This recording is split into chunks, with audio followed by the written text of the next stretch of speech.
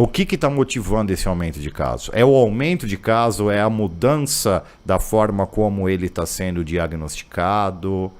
É para ficar desesperado? O que está acontecendo? Eu fiz até um silêncio de suspense aqui, né? Que vocês estão perguntando e eu tô olhando. A gente tem dados que mostram que aumentou mesmo a incidência. Tá? Só que isso é responsável por uma parte.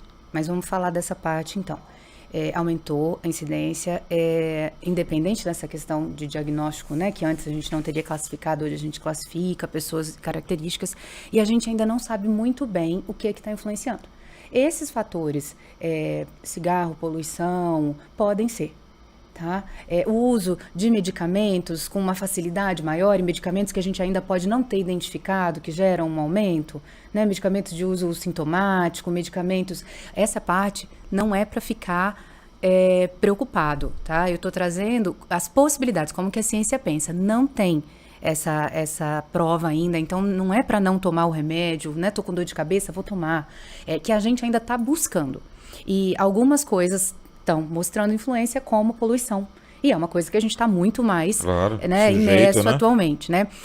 Eu tenho ouvido essa discussão sobre o aumento do uso de agrotóxicos, e a gente sabe que isso gera um aumento do câncer. E a gente não sabe o que isso pode fazer com os nossos gametas, que também pode, então, gerar mutações ali, né? Pequenas mutações que vão se acumulando. Então, assim, existe algo a se pesquisar, estamos buscando e não sabemos exatamente o quê. Mas existe uma incidência aumentada. Do outro lado, existe uma identificação maior. Então, assim, são muitas pessoas que não seriam identificadas. Tanto que o que a gente está vendo também não é só o aumento da identificação de crianças. A gente está vendo muitos adultos, que já adultos estão falando, peraí, então era isso? Não se adquire um autismo na vida adulta. Não. O que acontece... É uma herança genética, vem com a pessoa. Isso. O que acontece é que quem está no nível 1... vai viver, vai sofrer com as suas ansiedades, as suas manias, as suas dificuldades de interação social, as suas dificuldades de mudança de rotina. Muitas vezes vai adoecer com ansiedade e depressão, mas ninguém nunca deu essa explicação que eu dei no começo para nós. Sim. E aí, hoje, com mais acesso à informação, muitos adultos estão percebendo que estão dentro do espectro no nível 1. E muitos que identificam seus filhos. Então, depois vem dizendo, olha, eu saí daqui e fui pensar em mim. Ou fui pensar na minha esposa, no meu marido, no meu pai, na minha mãe. Num pós-diagnóstico do filho. Do filho, né? E pensando nessa questão do acúmulo de genes que eu falei para vocês, então eu posso ter um nível 1 nesse pai e nessa mãe, ou nesse pai ou nessa mãe, e eu tenho um filho que junta mais, uma carga genética maior, expressa um nível 2, por exemplo, um nível 3. Acima. Então aí é interessante esse caminho. Esse caminho não é só com autismo. O TDAH, o transtorno de déficit de atenção e hiperatividade, isso também é bem comum, porque é um comportamento genético semelhante.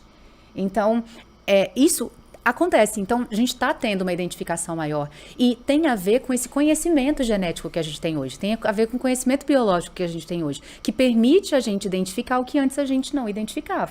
Né? Permite a gente entender que a sutileza, ela está dentro do espectro. Que a sutileza não é uma outra coisa. Olha, se você tem um apego à rotina mais leve, uma dificuldade mais leve de identificar uma expressão facial, de lidar com uma mudança, isso é outra coisa, Marília, não é autismo. Não, hoje a gente sabe que isso é autismo. Então, a gente está colocando essas pessoas no espectro, explicando isso, e é muito diferente. Quando eu estava lá no IPQ, lá em São Paulo, 6 anos atrás,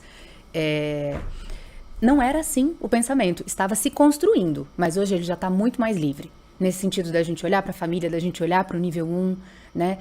Porque isso está acontecendo agora. Então, não se assuste quem está, né, lidando com esse pensamento pela primeira vez agora. Ele é novo para os médicos também, ele é novo para os profissionais da saúde que trabalham com isso. E o interessante é